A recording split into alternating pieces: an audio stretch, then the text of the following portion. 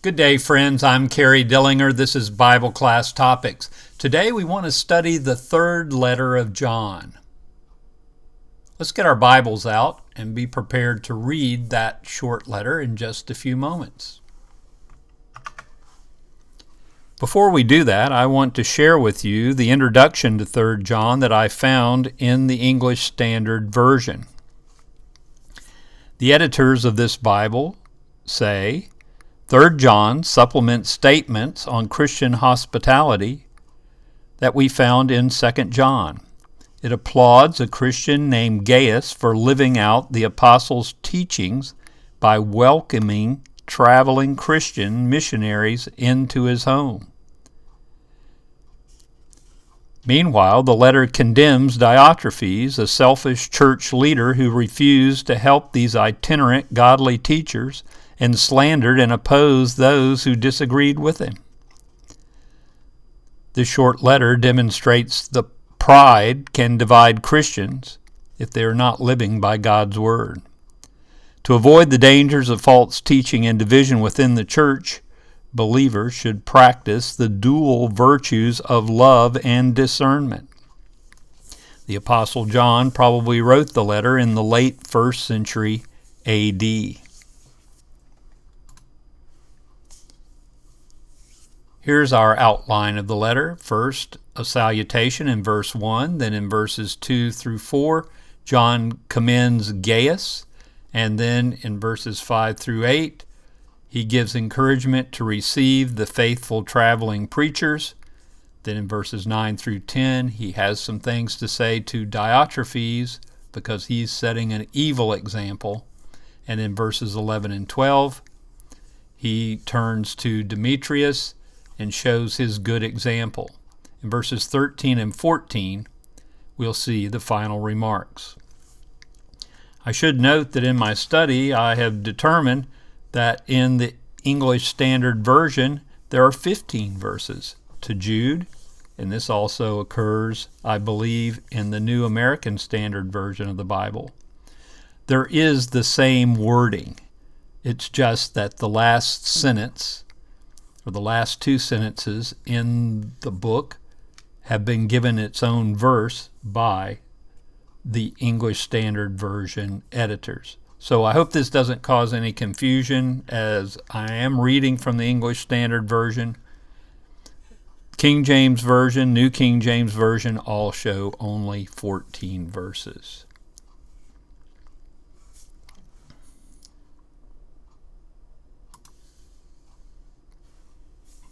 We're going to start by reading the first 4 verses. We'll see the salutation and the commendation of Gaius. We'll hear a prayer for prosperity and good health on Gaius's behalf, and John has received good reports concerning Gaius and his stand for the truth. Let's read those first 4 verses. The elder to the beloved Gaius, whom I love in truth. Beloved, I pray that all may go well with you, and that you may be in good health as it goes well with your soul. For I rejoiced greatly when the brothers came and testified to your truth, as indeed you are walking in the truth. I have no greater joy than to hear that my children are walking in the truth. Let's talk about this joy, the teacher's joy. New Testament letters and letters written by the early Christians are modeled on the typical letter of the first century. The letter contains a greeting, a prayer for good health, the main body of the letter, and a final greeting. Gaius was a common name in the New Testament. Is he one of the previously mentioned Gaiuses in the New Testament? Well, we do not know. This man is undoubtedly a friendly man with an open heart and an open home. His Christian character is revealed in 3 respects. First of all, he was a faithful Christian. He served the church through love, and he did not fail in his hospitality to strangers. Harvey Blaney said this in the Beacon Bible Commentary, "Such men are the salt of the earth, pillars of the church, whose lives are more eloquent testimonies to the gospel than mere words could ever be. Even though this letter is one of warning and rebuke, John, as is his usual way, presents this letter with love. Notice, beloved Gaius. Even when he delivers a rebuke, John never speaks with irritation. The whole atmosphere of his writing is of love. You'll note as we read through this short book that the word beloved occurs at least 4 times. I've spotted it in verse 1 and 2 already in our reading, and we'll see it again in verse 5 and verse 11. When we take a closer look at verse 2, we see John is interested in Gaius's physical and Gaius's spiritual health. John emulated Jesus in that he never forgot that people have both bodies and souls. Now, looking a little more closely at verse 4, any teacher's greatest joy is seeing his pupil take what he has learned and apply it to his everyday life. In the case of the gospel teacher, he wishes nothing more than to see his pupils walking in the truth. The truth is not simply something to be held in our minds. It is the knowledge that fills our minds to the point that the love of God clothes our lives. The truth is what makes us think and act like God. Let's continue in our reading, and now we'll look at verses 5, 6, 7, and 8. Beloved, it is a faithful thing you do in all your efforts for these brothers, strangers as they are, who testified to your love before the church. You will do well to send them on their journey in a manner worthy of God. For they have gone out for the sake of the name, accepting nothing from the Gentiles. Therefore, we ought to support people like these, that we may be fellow workers for the truth. Gaius has a good record of past hospitality, and John exhorts him to further acts of hospitality toward these traveling preachers or non-local evangelists, itinerant preachers, whatever you would like to call them, the ones that have come through bringing the gospel to the church where Gaius attended. We need to talk about Christian hospitality. John encourages Gaius to receive the itinerant preachers into the congregation and give them every support while they are there. And then, when they are done with their work and when they leave, John expects guests to be sent away in a truly Christian manner. The faithfulness of Gaius consisted of devotion to the cause of the Lord. Also, his liberality, his hospitality, and his good works. In Gaius, it is impossible to separate theory and practice in a genuine Christian. We've read James 2:14 through 20 and 24 on this channel many times. I'll leave it to you to pause the video and go take a look at what James, the Lord's brother, had to say about trying to separate theory and practice and maintaining your Christianity. The Greco-Roman heathens considered hospitality a sacred duty. Now, if the heathens accepted the obligation of hospitality, it's obvious that John would expect Christians to take hospitality even more seriously. Once again, I'll give you a list of verses that you can study at your own leisure. 1 Peter 4:9, Hebrews 13:2, 1 Timothy 5:9, and Romans 12:13. Hospitality is a particular characteristic of the leaders of the church. We read in 1 Timothy 3:2 that a bishop must be a man given to hospitality. The young preacher Titus was told to appoint hospitable men as elders in Titus 1:8. In the early church, circa AD 170, the well-to-do of the congregation were expected to make sure that no one went hungry on the Lord's day. So hospitality is a particular characteristic of the leaders of the church, but also of the members of the church. In the early church, the Christian home was a place of an open door and a loving welcome. The Christian family should always be wide enough to have a place for the stranger, no matter where he comes from, no matter his ethnic background. And now also in these verses 5 through 8, let's talk about these Christian travelers. Christian missionaries on their way refused to take assistance from the pagans. The Christian travelers were not the men who had become known later on in time in the early church as the begging friars. These men went from place to place giving a lesson and expecting to be supported by whoever was there, whether they gave the lesson in front of heathens or in front of Christians.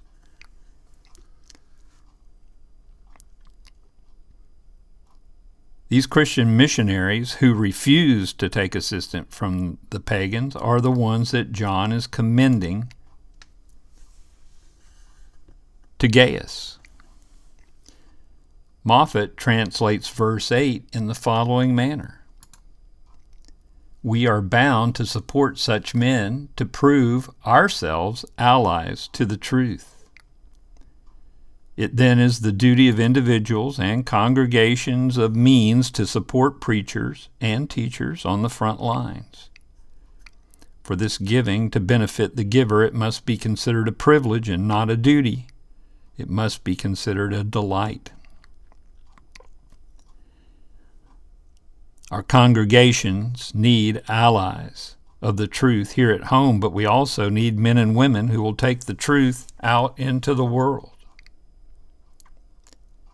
Now it's time for us to discuss Diotrephes. Let's read verses 9 and 10. "I have written something to the church, but Diotrephes, who likes to put himself first, does not acknowledge our authority. So if I come, I will bring up what he is doing, talking wicked nonsense against us, and not content with that, he refuses to welcome the brothers and also stops those who want to and puts them out of the church." Diotrephes loved having the preeminence. He had other sins as well, and John planned to correct him. In this letter, Diotrephes represents the local congregation and its leadership. He refuses to accept John's authority, and he will not accept any of the traveling missionaries. He is so determined to keep the local congregation under his thumb that he is willing to eject those prepared to accept John's authority and receive any wandering preacher. Who was Diotrephes? Was he a bishop, a deacon? Was he a located preacher? We don't know. He may have been a dominant elder in the church, or he may have been an aggressive member of the congregation, using his pure force of personality to remove everyone in the local church with whom he disagreed.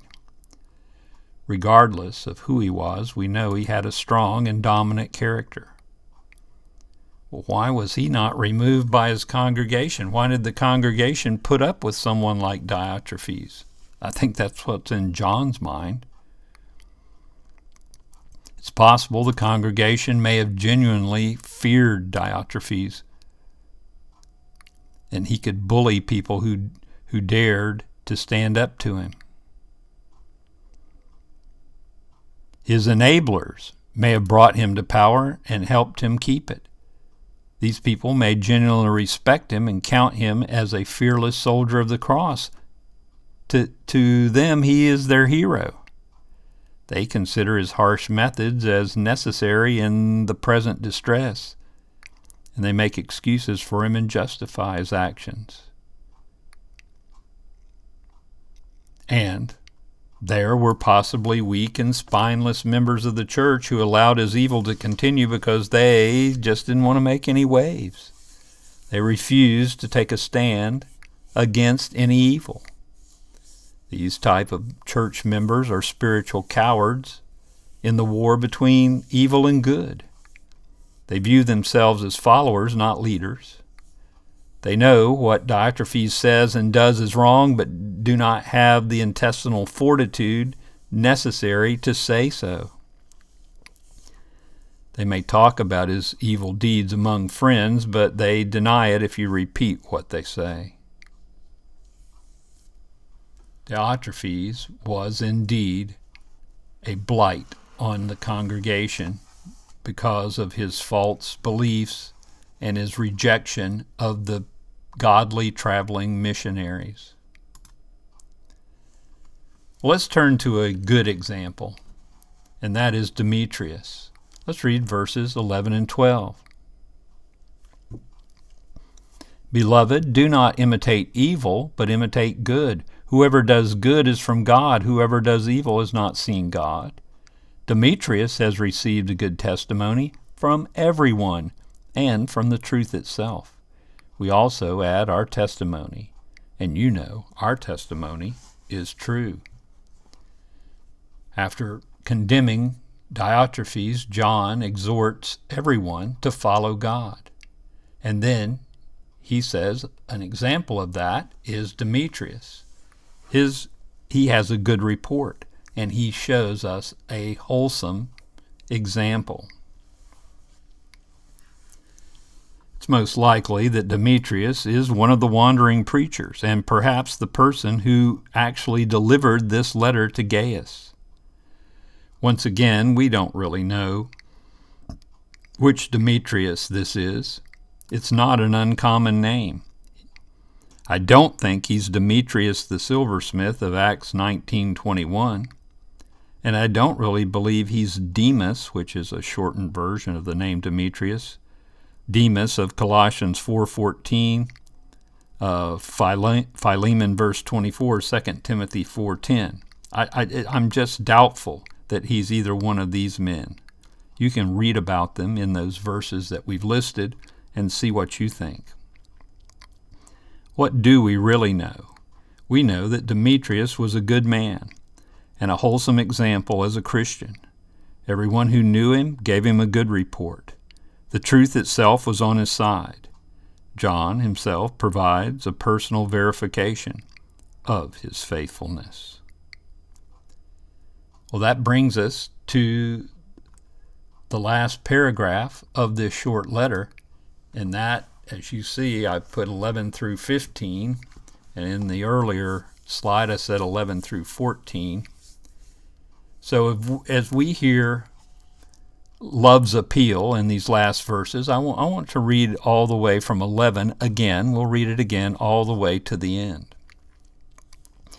Beloved, do not imitate evil, but imitate good. Whoever does good is from God. Whoever does evil has not seen God. Demetrius has received a good testimony from everyone, and from the truth itself we also add our testimony, and you know our testimony is true. I had much to write to you, but I would rather not write with pen and ink. I hope to see you soon, and we will talk face to face. Peace be to you. The friends greet you. Greet the friends each by name. We want to talk about love's appeal for a few minutes before we end up this study.